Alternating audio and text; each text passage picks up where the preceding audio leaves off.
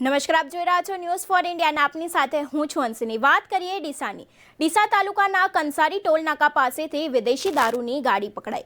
ગાંધીના ગુજરાતમાં દારૂબંધી હોવા છતાં સૌથી વધારે દારૂ ગુજરાતમાં વેચાય છે, એ પણ એમઆરપી કરતાં વધુ કિંમત અને ગુજરાતની સરહદને અડીને આવેલા રાજસ્થાન રાજ્યમાંથી દારૂમાં આવતો હોવાનું જાણવા મળી રહ્યું છે। ત્યારે તેવી જ રીતે ગુજરાત રાજ્યના બનાસકાંઠા જિલ્લાને અડીને આવેલા રાજસ્થાન રાજ્યમાંથી બનાસકાંઠા જિલ્લાના ધાનેરા, થરાદ અને અમીરગઢ તાલુકાના સરહદ પરથી નાના મોટા માર્ગ પરથી વિદેશી દારૂની ગાડીઓ આવતી હોય છે।